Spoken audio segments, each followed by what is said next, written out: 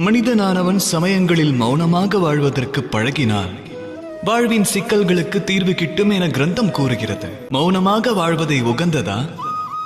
இல்லை. இதற்கு இதிகாசமே சாட்சி.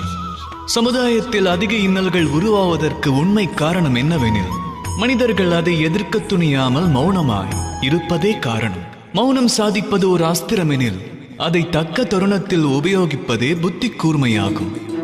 நிரந்தர மௌனம் சாதித்தால் பல சுதந்திரங்கள் வாழ்வில் பறிபோகும். பிறகு பணிந்தே வாழ்வது தம் அனைவரின் சுபாவமாகி அதுவே தமது வாழ்வாகிவிடும்.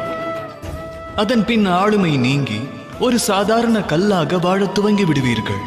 உரைக்கும் வல்லமையை உரிய நேரத்தில் உபயோகிக்க வேண்டும். திருவாய் மலர்ந்து வார்த்தைகளை விடுக்கவும் அதை அடக்கவும் வழி அறிய வேண்டும். மௌனம் மகத்துவமே, ஆனால் தக்க வேளையில் அதை கலைப்பது அதைவிட அதிமகத்துவம் வாய்ந்தது.